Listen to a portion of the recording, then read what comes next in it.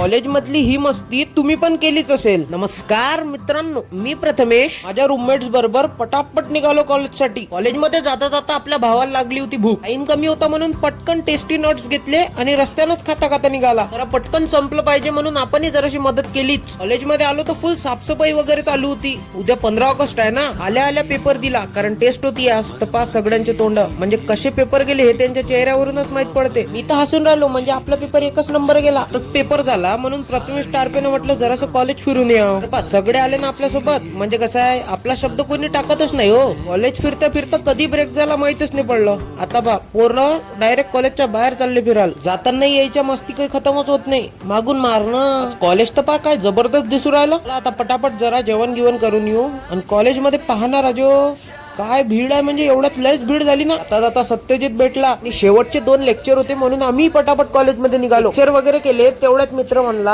आज लय ब्लॉग मध्ये घेतलं म्हणून चल तुला मिस सोडून देतो रूमवर. तर कसा वाटला आजचा ब्लॉग कमेंट मध्ये सांगा. आवडला असेल तर लाईक करा आणि मित्रांसोबत नक्की शेअर करा.